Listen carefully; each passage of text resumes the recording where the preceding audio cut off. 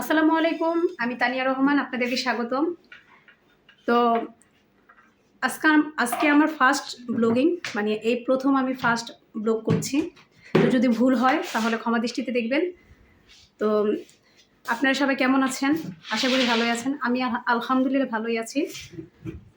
তো আমি তানিয়া রহমান, আপনারা তো জানলেনই। আমার 2 ছেলে 1 মেয়ে। আমি আমি একজন গৃহিণী। তো গৃহিণী হওয়ার পাশাপাশি সন্তান সামলিয়ে, ঘর সংসার সব কিছু সামলিয়ে তো এই ব্লগিংয়ের কাজ করা, মানে আমার এই কাজ করার ইচ্ছা জেগেছে। তো এটার জন্য আমার ছেলে আমাকে অনেক সাপোর্ট করেছে। আমার ছেলে বারবার বলে যে, আম্মু তুমি ব্লগিং করো, যেহেতু তুমি ঘরে সব কিছুই করো, বা দেখা গেছে যে অবসর সময় তোমার ভালো লাগে না, তো তুমি ব্লগিং করো, তোমার সময়টা কাটবে। তো সেই চিন্তা ভাবনা থেকে আমি শেষ পর্যন্ত সিদ্ধান্ত নিলাম যে ব্লগিং করব। তো তার জন্য আমি চ্যানেল খুললাম। তো এই ফার্স্ট আমার ব্লগ আজকে আমি ফার্স্ট ব্লগিং করছি। তো আপনাদের কারো কাছে যদি আমার ভিডিও ভালো লেগে থাকে তাহলে আমাকে সাপোর্ট করবেন। আর প্লিজ আপনারা আমার পাশে থাকবেন। আমি আশা করি আপনারা আমার পাশে থাকবেন। তো আমার কিন্তু কুকিং চ্যানেল আছে, আমি কুকিং চ্যানেলও চালাই ইউটিউবে, ফেসবুকে। তো সেটা তো দেখা গেছে একদিন পর পর বা 2 দিন পর পর ভিডিও করি, পরে এডিট করার পরে ছেড়ে দিই। তো এজন্য আর কি পাশাপাশি এখন ব্লগিংটাও শুরু করলাম। তো এটা সময় কাটানোর জন্য, মানে আমার একটা শখের বিষয়। আর রান্নাটাও কিন্তু আমার একটা শখ। রান্নাটাও আমি শখের বিষয় করি। মানে আমার নিত্য নতুন রান্না করতে ভালো লাগে।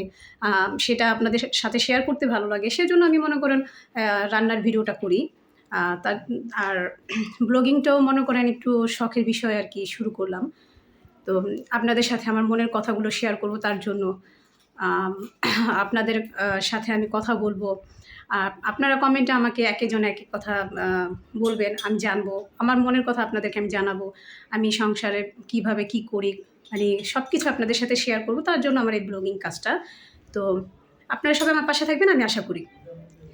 তো আমি তো ফার্স্টেই বলেছি যে আমার 2 ছেলে 1 মেয়ে। আর আমার হাসব্যান্ড ব্যবসা করে, মানে ছোটোখাটো একজন বিজনেসম্যান। তো যাই হোক, আমার বড় ছেলে মাশাআল্লাহ বড় হয়ে গিয়েছে, ক্লাস 8 এ পড়ে। আগামীতে এই তো 9 এ উঠবে। আর মেয়ে ক্লাস 5 এ 6 উঠবে।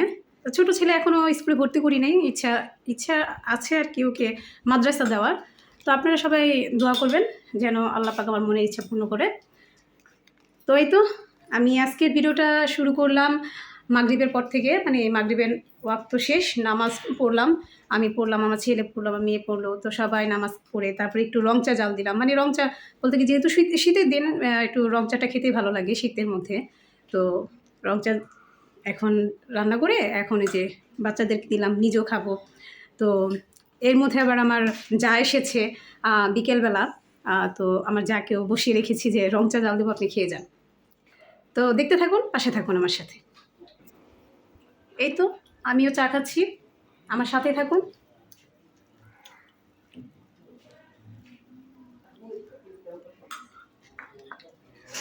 আপনাদের কারো যদি কোনো প্রশ্ন থাকে তাহলে আমাকে কমেন্ট বক্সে জানাতে পারেন, আমি চেষ্টা করব অ্যান্সার দেওয়ার।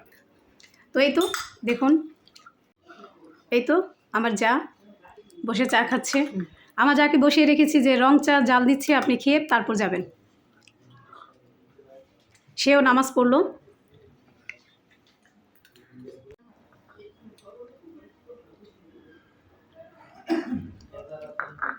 আমি অনেক আপুদের ভিডিও দেখি, আমার খুব ভালো লাগে, তাদের আমি সাপোর্টও করি।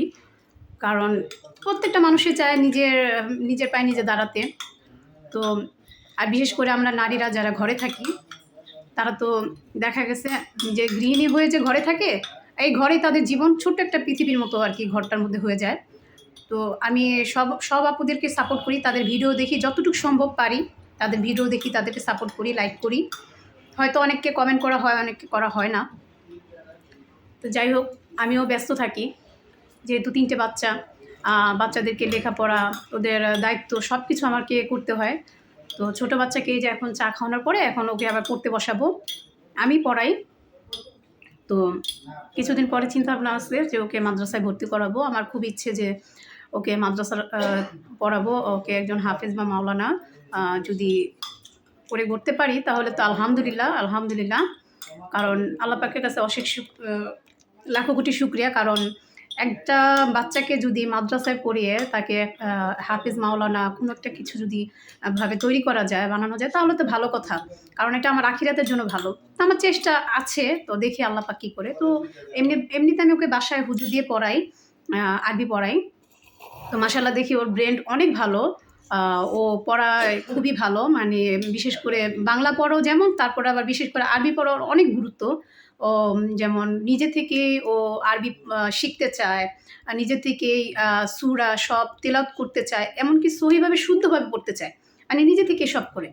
তো এই জন্য আমার আরও বেশি আগ্রহ যে যাক মাশাআল্লাহ আমি যা মানে চিন্তাভাবনা করেছি আমার বাচ্চাকে নিয়ে, হয়তোবা যদি আল্লাহ পাক চায় তাহলে হয়তোবা আমার সেই চিন্তাভাবনা সফল হতে পারে। তো আমার বাচ্চার জন্য সবাই দোয়া করবেন। এই তো আমার বেবি, সবাইকে সালাম দাও আন্টিদেরকে। আসসালামু আলাইকুম। বলো আন্টিদেরকে জিজ্ঞাসা করো কেমন আছেন। কেমন আছেন? আমার জন্য সবাই দোয়া করবেন, বলে দাও। আমার জন্য সবাই দোয়া করবেন। আমি যেন একজন ভালো মানুষ হিসেবে গড়তে পারি। আমি বলো আমি যেন একজন ভালো মানুষ হতে পারি, বলো। আমি এখন ভালো মানুষ হতে পারি।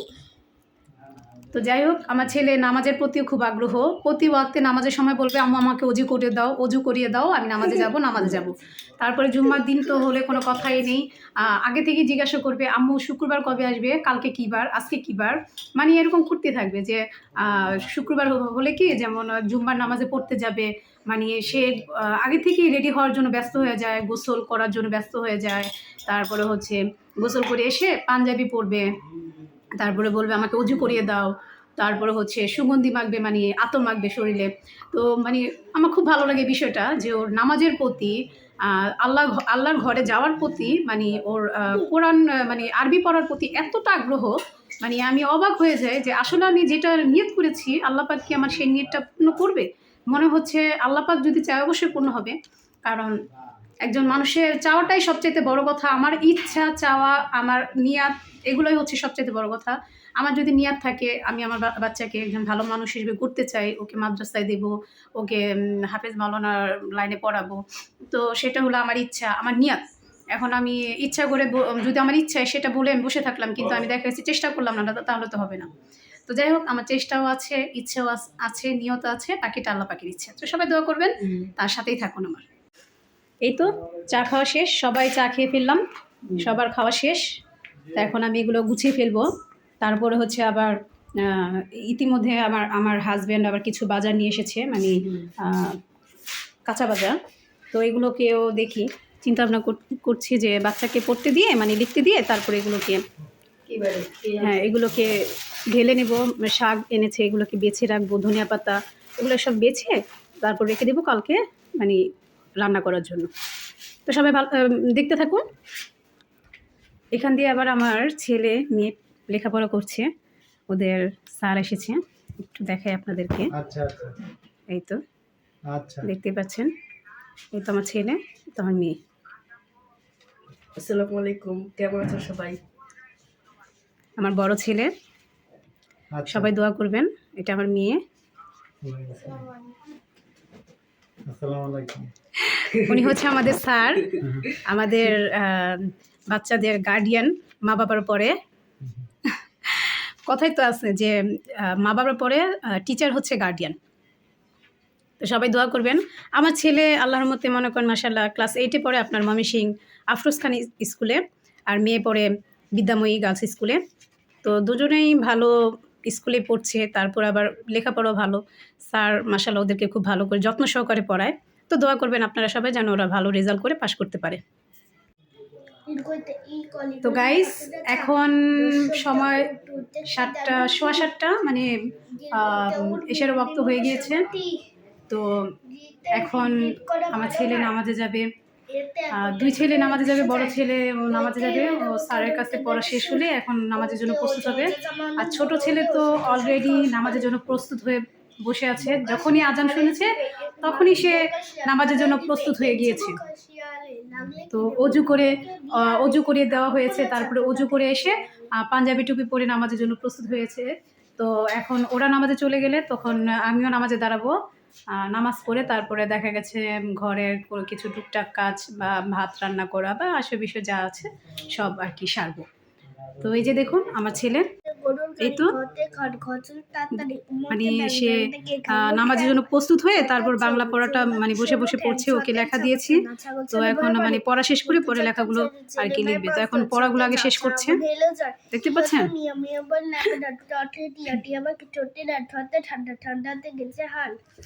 তো এখন ওর বড় ভাইয়ের জন্য বসে আছে।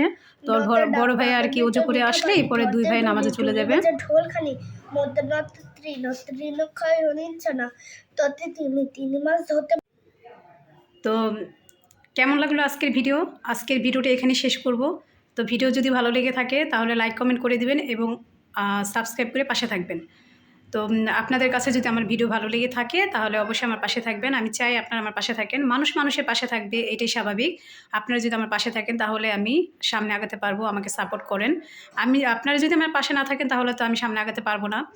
তো আমার ভিডিও যদি আপনাদের কোনো একটু অংশ যদি ভালো লেগে থাকে তাহলে অবশ্যই লাইক কমেন্ট করে দিবেন এবং সাবস্ক্রাইব করে পাশে থাকবেন। তো নেক্সট ভিডিওর জন্য আপনারা আমার পাশে থাকবেন। তো আবার ফিরে আসব সামনে একটি ব্লগ নিয়ে খুব শীঘ্রই। তো সেই পর্যন্ত আজকে আমি বিদায় নিচ্ছি। সে পর্যন্ত আপনারা অপেক্ষা করবেন আমার জন্য অবশ্যই। তো সবাই ভালো থাকবেন, সুস্থ থাকবেন, আমার জন্য দোয়া করবেন। আমি আপনাদের জন্য দোয়া করি আর আমার পাশে থাকবেন, সাপোর্ট করবেন। সবাই ভালো থাকবেন, সুস্থ থাকবেন। আল্লাহ হাফেজ, আসসালামু আলাইকুম।